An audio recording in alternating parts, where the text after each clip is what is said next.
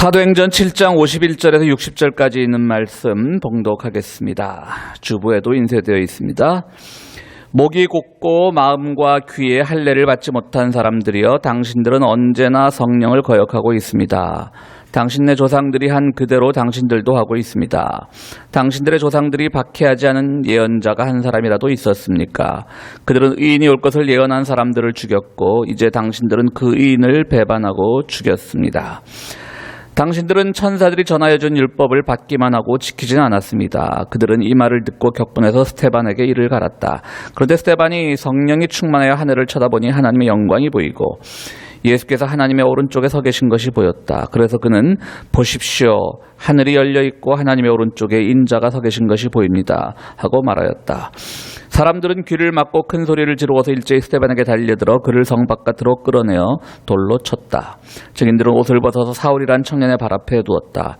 사람들이 스데반을 돌로 칠 때 스데반은 주 예수님, 내 영혼을 받아주십시오 하고 부르짖었다.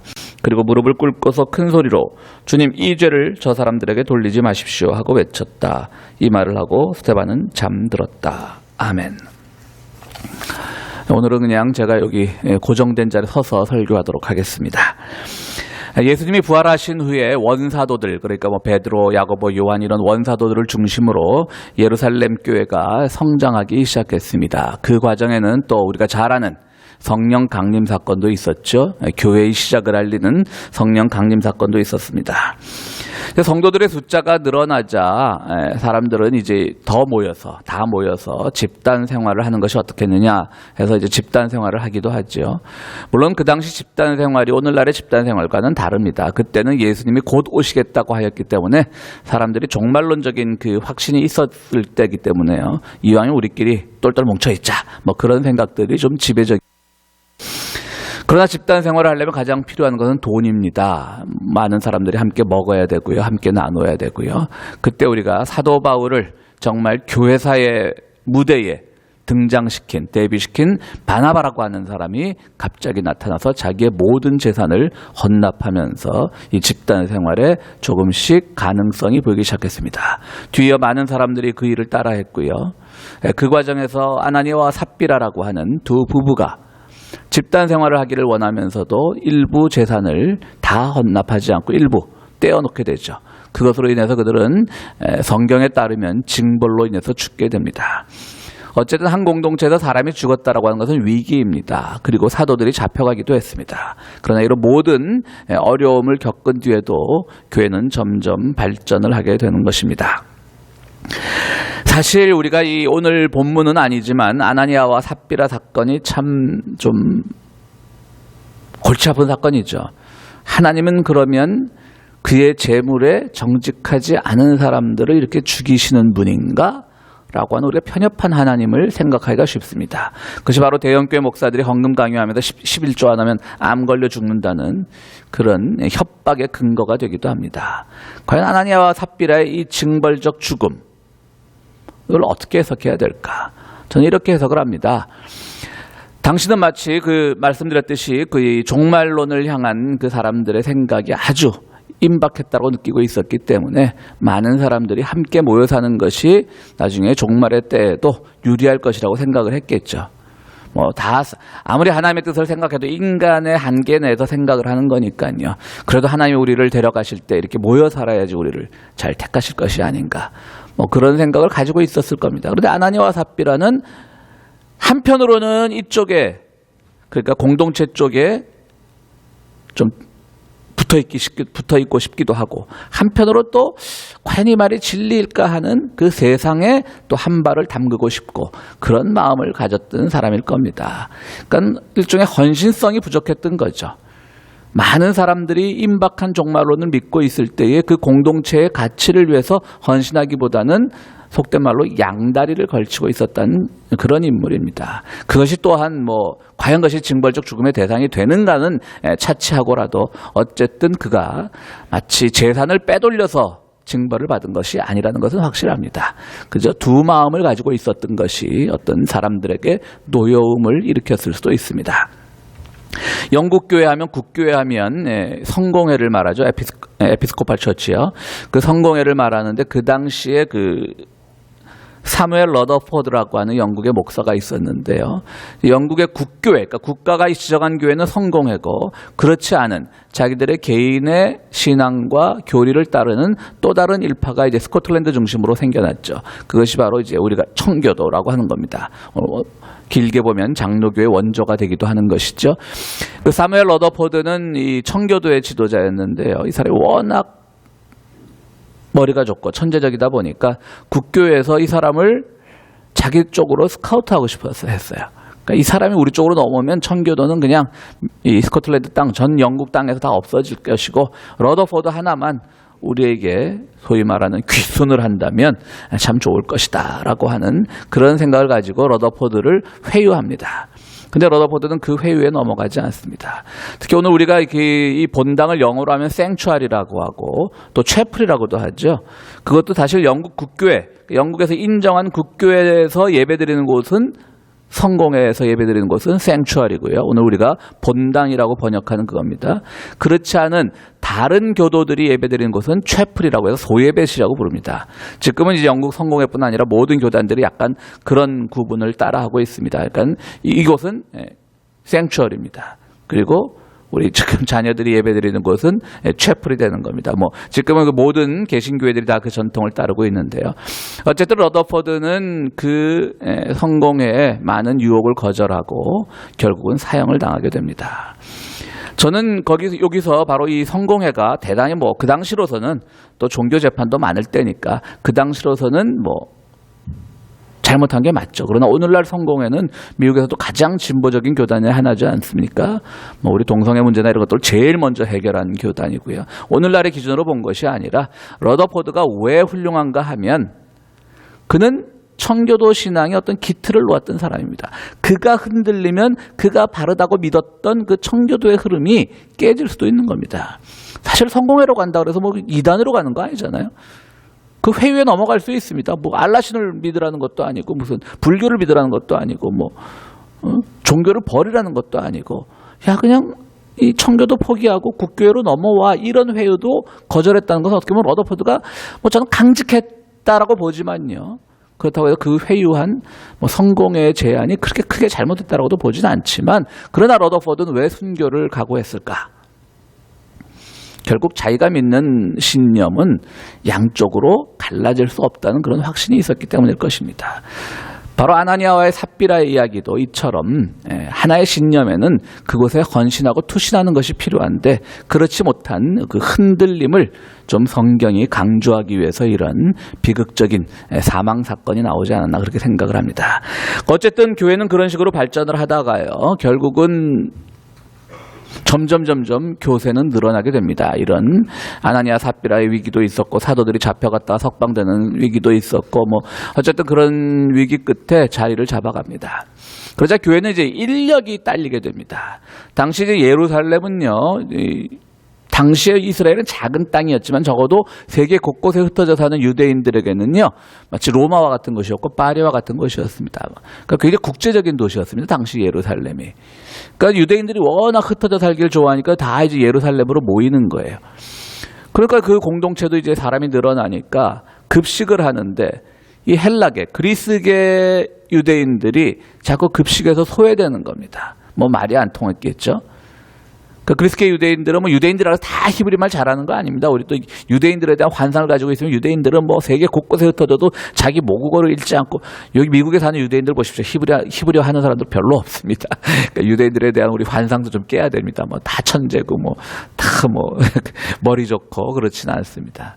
어쨌든 그 2000년 전만 해도 벌써 그때부터 히브리어를 못하는 유대인들이 있었던 겁니다. 그러니까 급식 과정에서 소외가 되는 겁니다.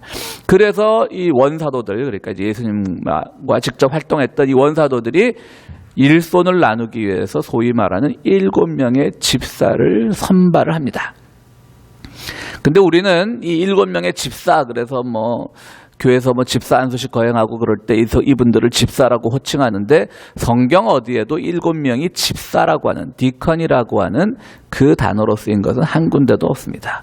오히려 우리나라 그 개역 성경, 대부분의 한국 교회가 쓰는 개역 성경에 이들을 7 집사라고 번역을 했는데 원문에는 그냥 7명의 지도자로 나옵니다. 7명으로 나옵니다. 그러니까 이들이 오늘날 집사의 원형이라고 보는 것은 신학적으로 문제가 있습니다. 그럼 왜 그들을 집사라고 우리는 부르길 좋아했을까? 아마 그 집사들이 여기 보면 밥 나눠주는 일이나 하는 집사처럼 그건 오늘날의 집사도 폄하하는 거죠. 집사들은 그냥 밥이나 나눠줘라 뭐 이런 개념이야. 이런 개념으로 아마 우리 한국 교회가 조금 보수적일 때 그렇게 해서 이들을 그냥 무심코 집사라고 부르는 것이 아닌가 그런 생각을 해봅니다. 어쨌든 이들은 오늘날의 그 집사와는 다르고요. 일종의 원사도들을 돕는 지도자였죠. 그럼 이 7명은 왜 뽑았을까? 말씀드렸듯이 일단 언어가 많이 몰려드는 그 히브리어를 할 줄 모르는 유대인들과 이 소통이 필요했습니다. 요즘 우리 이민교회로 치자면 뭐라 그럴까요? 2세 전도사, 2세 교역자, 영어와 한국어를 다 하는 2세 교역자 정도로 생각하시면 되겠습니다. 그래서 말이 안 통해서 배식에서 소외당하는 그 헬락의 유대인들을 돕기 위해서 이들이 선발이 되었습니다. 두 번째로 성경에는 나와 있지 않지만 실제로 더욱 중요한 이유가 있습니다. 성경에 이들이 급식만 담당하게 되어 있는 걸로 나와 있지만요. 급식에는 돈이 따릅니다. 그리고 그때는 바나바를 비롯해서 많은 사람들이 재산을 헌납했기 때문에 이 원사도 그룹들이 많은 재산을 가지고 있었습니다. 그러니까 참 지혜로운 거죠. 원사도 그룹들이. 우리는 돈에 손을 안 대겠다. 집사 그룹에서 알아서 해라 이겁니다. 그러니까 오늘날 이 대형교회, 한국의 대형교회들, 미국도 마찬가지고요. 이 금전적으로 문제가 생기는 것은 어찌 보면 그들 매일 성경을 제일 잘 지키는 사람처럼 말을 하면서도 실제로는 안 지키고 있는 거죠.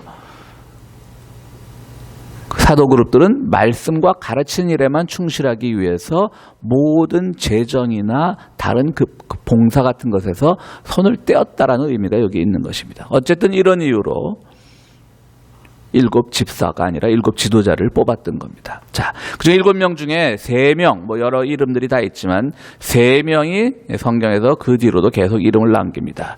첫 번째로 좀 악명을 남겼다고나 할까요? 니골라라고 하는 사람이 있었습니다. 이 니골라는 초대교회의 대표적인 이단이 되었습니다. 그러니까 이 사람이 처음엔 굉장히 신실한 사람으로 뽑혔을 터인데 어쩌지 잘못 흘러가지고 이단이 되었고 요한계시록에 보면 버가모 교회에 요한계시록에 많은 교회들이 있잖아요. 빌라델피아 교회, 사데 교회, 두아디라 교회 이런 많은 교회들이 있는데 요한계시록에 있는 그 버가모 교회에 니골라당이 많이 침투해서 버가모 교회가 흔들린다는 그런 이야기가 나옵니다. 이들 니골라당은 뭐냐면은 일단 구원받으면 그 이후에 육체적으로 짓는 죄는 죄가 아니다라는 교리를 가지고 있었습니다. 오늘날 우리가 흔히 구원파라고 얘기하는 분들이 좀 그런 편이죠. 한 번 구원받으면 모든 것이 다 인격이 다 완성된다는 거예요. 그래서 그 뒤로 짓는 죄는 죄가 아니라는 거예요.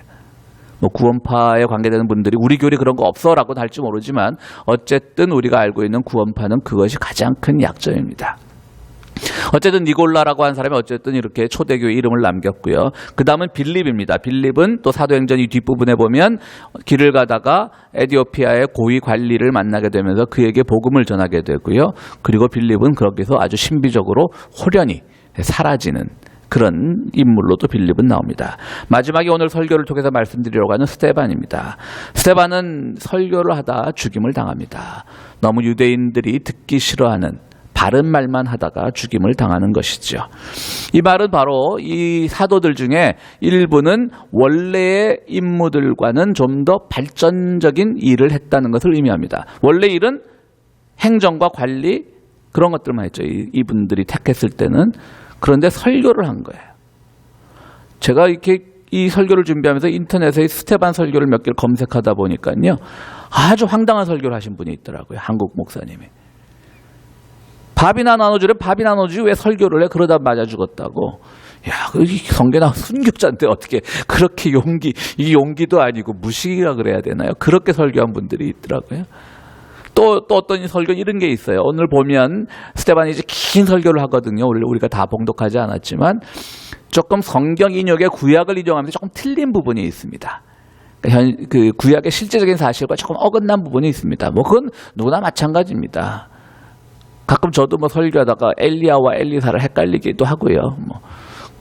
그것 때문에 순교당하긴 싫습니다. 가끔 헷갈리는 거죠, 뭐. 근데 그렇기 때문에 또 스테반이 뭐 큰 실수를 했다, 뭐 이렇게 한 설교도 있더라고요. 참 옳지 않은 거죠. 스테반을 잘 몰랐던 거죠.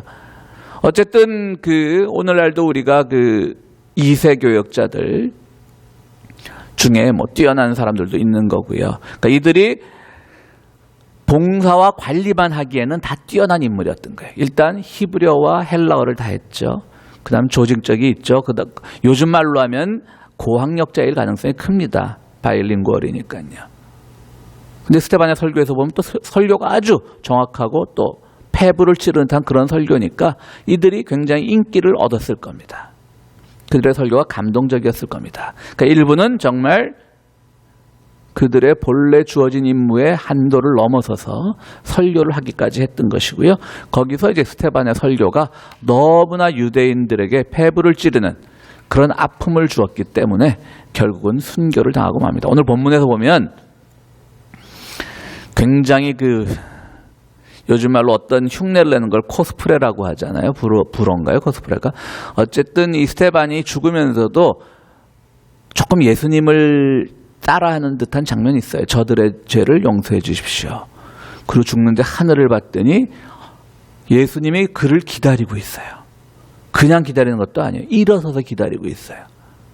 그런 장면들 보면 그 설교를 들었을 때 초대교회 사도들이 조금 불쾌한 부분이 있었을 거라는 생각은 해봅니다. 그리고 또 전통적인 유대인들에게 아주 당신들 잘못 믿어한 거예요. 목이 굳은 자들이요. 막 위선에 가득 찬 자들이요. 뭐 이런 설교를 했기 때문에 원유대인들, 그러니까 원사도 말고 원유대인들이 또 굉장히 분노했을 것은 사실입니다. 그럼 그들이 왜 분노했을까요? 말씀드렸듯이 그들의 폐부를 찔렀기 때문에 분노한 것도 있지만요. 실제적으로는 또 다른 사회적인 요인이 있었을 겁니다. 어떤 거냐면요. 예수님을 십자가에 못 박았어요, 유대인들이.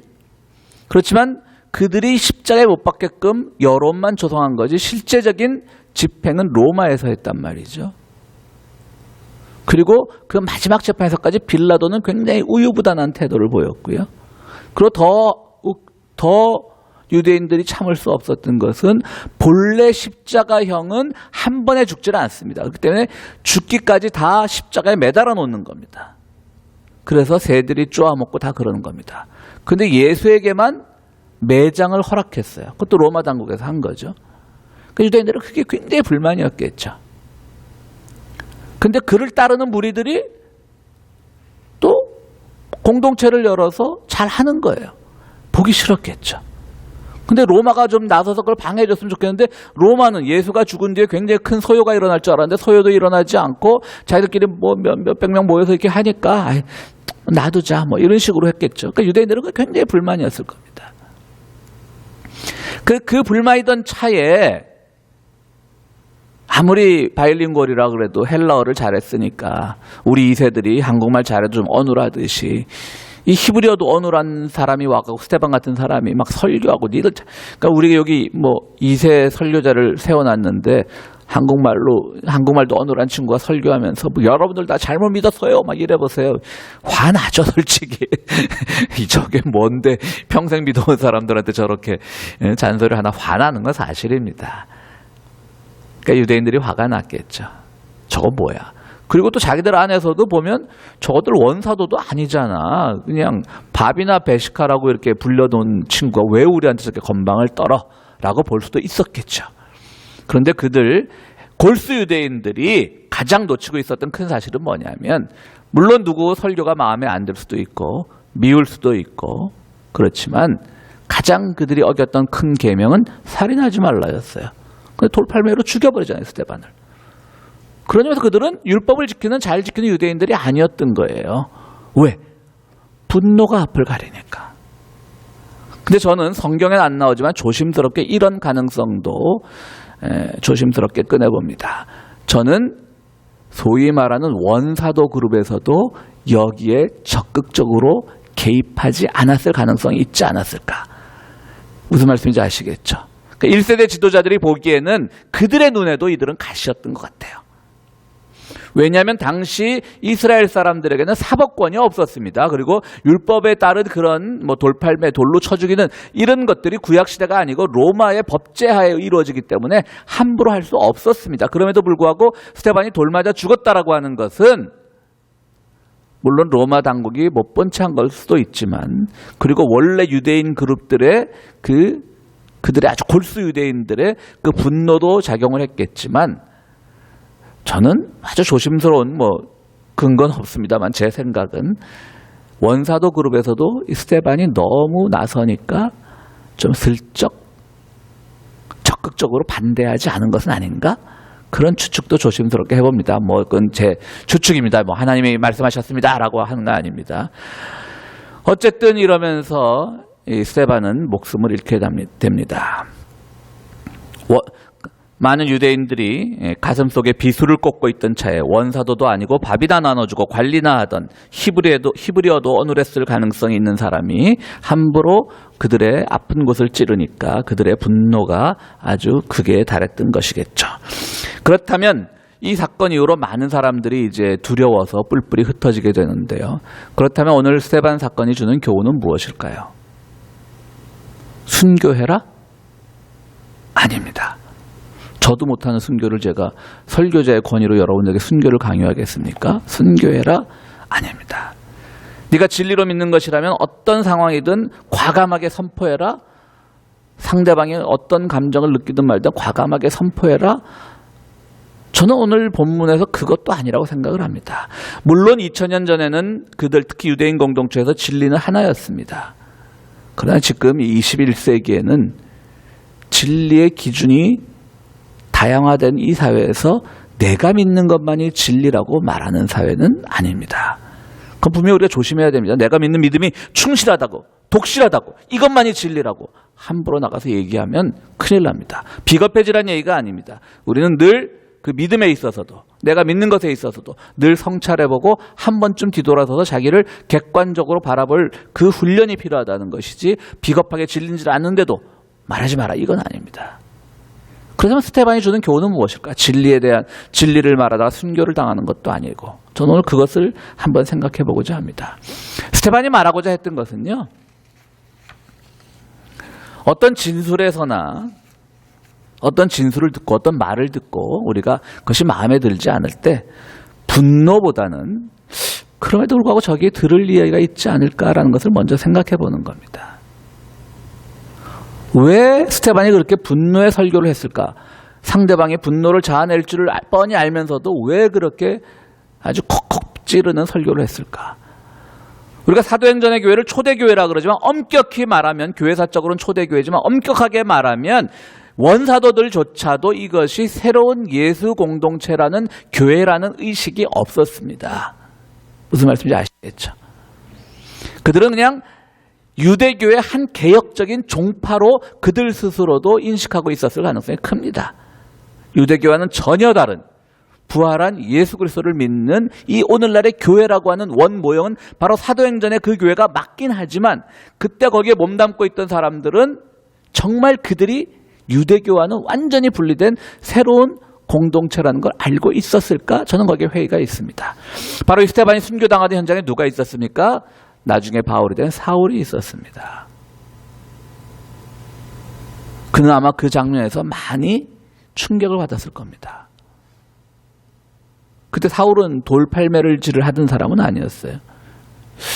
도대체 저 신념이 어디서 나오는 걸까? 그리고 듣고 보니까 맞는 얘기인데, 우리는 혹시 저 메시지보다는 흔히 말하는, 요새 메시지냐 메신저냐 누구의 신뢰를 더 믿어야 되냐라고 하는 건데, 메시지는 맞는 얘기인 것 같은데 메신저가 한낱 원사도 그룹도 아닌 봉사나 하던 사람이 말을 하니까 못 믿었던 것은 아닌가? 저는 사도 바울이 그때 분명히 고민을 했을 거라고 생각합니다. 그런 것처럼 우리는 거기서 뭔가를 배울 것이 있지 않은가? 내 마음에는 좀 불편하더라도, 여러분들 마찬가지입니다. 오늘날도 배울 것이 있지 않을까? 들을 것이 있지 않을까? 고민할 것이 있지 않을까라고 한번 먼저 분석해 봐야 됩니다. 그러나 그들은 가장 먼저 분노를 앞세웠고 돌멩이를 들었습니다. 그리고 사람을 죽였습니다. 특히 그들은 이우다이스모스라고 하는 골수 유대인들 그룹이었는데요. 그 이우다이스모스에는 또 이 헬락의 유대인들이 많았다고 합니다. 그들은 골수도 아니거든요. 이방으로 흩어져 살던 사람이기 때문에. 그들이 더 분노해서 스테반에게 돌을 던졌던 겁니다. 그들은 그냥 스테반이 싫었던 거예요. 그 메시지가 싫었던 게 아니야. 어떻게 보면. 저게 뭔데? 히브리 말도 제대로 못하는 저게 뭔데? 네가 뭔데? 뭐 너 예수님하고 같이 뭐 선교를 해봤어? 뭐 이런 식의 마음들이 있는 거죠. 그러니까 거기 빠져버리니까 말씀드렸듯이 살인을 하면서도 죄악이 자기들은 율법을 지키더라고 있다고 믿는 거예요. 율법을 어기면서까지. 오늘 우리 고국이 매우 위험한 상황에 처해 있습니다. 일본과의 경제 갈등에 속해 있고요. 또 미국은 또 우리에게 맨날 북미 관계를 잘하겠다라고 하면서도 뭐 편지 받았다고 트럼프는 뭐 김정은한테 편지 받았다고 좋아하면서 실제로는 한국에 미사일을 배치하라 그러고 방위군 분담금을 무려 5배나 올려서 5조 원을 내라고 하고 하여튼 우리 고국을 위해서 많은 기도가 필요할 때입니다. 특히 요즘 우리는 그것보다는 이제 일대 반일 불매 운동을 주도하고 있는데요. 물론 이웃 나라와 경제적 갈등을 하고 그러면 둘 다 피해를 보는 것이죠. 그건 뭐 어쩔 수 없을 겁니다. 그런데 이걸 주도하는 계층들은 주로 청년들이 많고요. 오늘 뭐 이렇게 뭐 인터넷으로 뭐 이런 뭐 포스터도 만들고 뭐 여러 가지 만들죠. 또 비전문가들이 많이 있습니다. 솔직히. 그렇기 때문에 그들의 주장 중에 비전문적인 것도 있고요. 또 우리의 마음에 맞지 않는 것도 있을 수 있습니다. 그러나 지금 이것은 민족의 문제가 아니라 저는 정의의 문제라고도 말씀드렸었는데요. 이유 없이 일본에 끌려가서 임금도 제대로 받지 못하고 때로는 그 안에서 죽어가야 했던 우리의 조상들. 그 낮고 힘들었던 사람을 우리나라가 버려가면서 일본과 경제적인 좋은 관계를 유지해야 된다? 국민이 없는 국가가 무슨 의미가 있겠습니까? 하찮은 국민이라도 다 국민인 겁니다. 우리 종군 위안부 문제도 마찬가지고요. 그러니까 저는요, 이 상황에서 그 주장이 듣기 싫다고 막 전문적인 용어를 내세우면서 훈계하는 사람들이 제일 나쁜 것 같아요. 오히려 이거 나쁘다라고 하는 그 뭐 보수 야당이나 이런 사람들이 하는 건 저 사람들은 그러려니 하는데 뭔가 그럴듯한 얘기하면서 니들이 뭘 알아? 이거 위험해. 딱 스테반한테 하는 말이죠. 어떤 그 메시지나 우리가 추구해야 될 가치는 분명한데 니들이 뭘 알아? 니들 뭐 젊은 것들이 뭐 불매 운동한다고 그렇게 뭐 민족적인 건 앞세우고 완전히 무시하는 거예요. 저는 오늘 갑자기 이 시국을 놓고 어떤 설교를 할까 생각하다가 갑자기 스테반이 떠올랐어요. 똑같은 거예요. 그래서 저는 메시지는 옳은데 서툴렀던 거 맞아요. 스테반이. 좀 교만했던 것도 있어요. 보면. 그들은 그 메시지가 듣기 싫었던 게 아니라 스테반이라고 한 존재가 싫었던 거예요. 다 필요 없어요. 오늘 우리도 이런 반일, 이런 뭐 불매운동 전국에서 물론 그걸 주도하는 청년들이나 뭐 주도하는 단체가 있는 것도 아니죠. 그들이 하는 데 있어서 서툰 것도 있고 때로 좀 과도하다 싶은 것도 있지만 그들에 대한 그 주도하는 층들에 대한 훈계는 필요한 게 아닙니다. 우리가 맞다고 주장되면 조금 그 차이는 우리가 얼마든지 극복할 수 있는 겁니다. 스테반의 사건을 보면서 바로 이렇게 우리는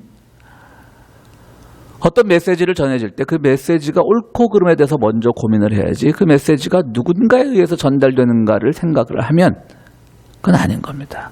그러니까 지금 뭐 어떤 한국의 특정 대통령을 제가 옹호하는 게 아니고요. 그냥 현재 한국 대통령이 싫은 사람들은 이 문제까지 다 끌고 들어가갖고 뭐 이러면 안 된다라고 얘기하죠. 심지어는 어떤 분은 시내 한복판에서 카메라 앞에서 일본의 총리에게 사과합니다. 그러고 또 어떤 분은 무슨 한국 콜마라고 하는 회사, 뭐 화장품 원자재를 공급하는 회사인 것 같은데요. 아베가 우리 문재인 대통령의 면상을 주먹으로 갈기지 않은 것만 봐도 굉장한 인격자라고 하는 유튜브를 틀어주고 그것이 문제가 되니까 사과하라고 하니까 그런 뜻이 아니라 본래 역사인식을 바로잡아주려고 하는 취지였다. 그래서 더 분노를 일으키는 그런 것들을 보게 되는 겁니다. 여러분들 우리가 삶을 살면서 하나님의 말씀이어도 좋고요. 목사의 설교도 마음에 안 들을 수 있고요. 그러나 그 속에서 여러분들은 내가 거기서 무엇을 배워야 할지를 먼저 생각을 해야 됩니다. 누가 그것을 전하는가의 문제보다. 그것이 아주 필요합니다. 스테반은 그런 교훈을 우리에게 잘 가르쳐주고 있습니다. 저는 북한 문제도 마찬가지라고 생각합니다. 조금만 생각해보면 한국 언론의 용어가 얼마나 편향적인지 알 수 있습니다. 우리는 세계 최강의 군사력을 가진 미국과 연합훈련을 하면서 바로 북한의 코앞에서 연합훈련을 하는데 세계 최강의 군사력을 가진 미군가요.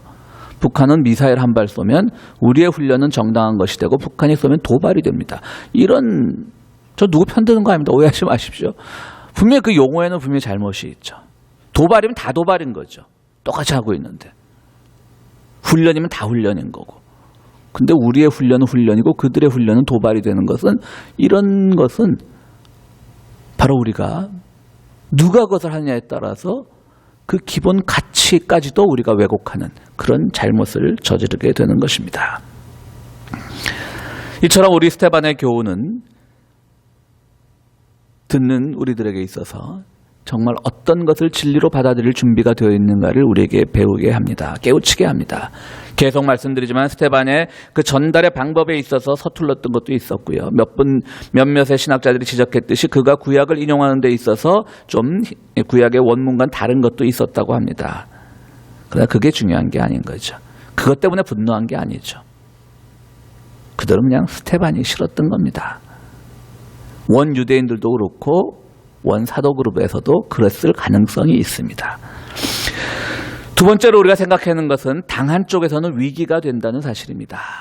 결국 예루살렘 교회는 뿔뿔이 흩어지니까 막 성장하던 그 예루살렘 공동체가 뿔뿔이 흩어지니까 얼마나 위기였겠어요.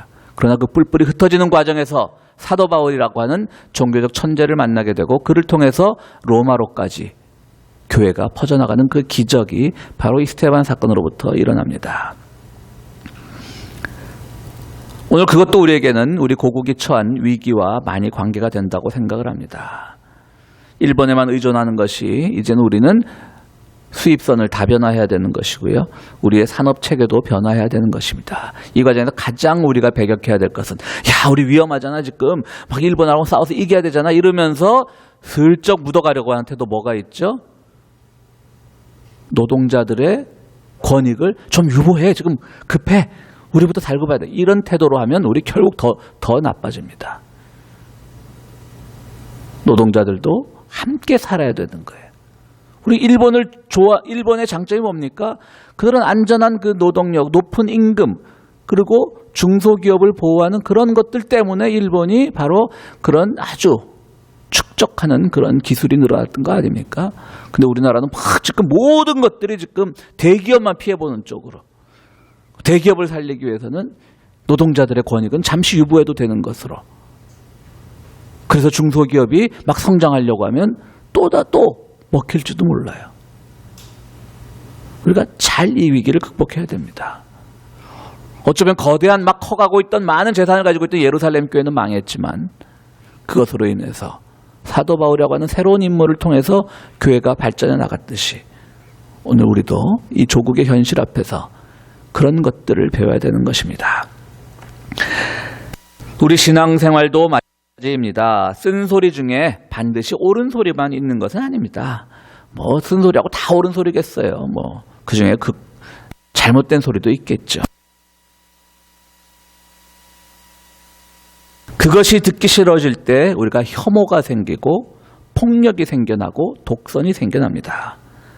여러분들 선한 그리스도인이 되시기를 바랍니다.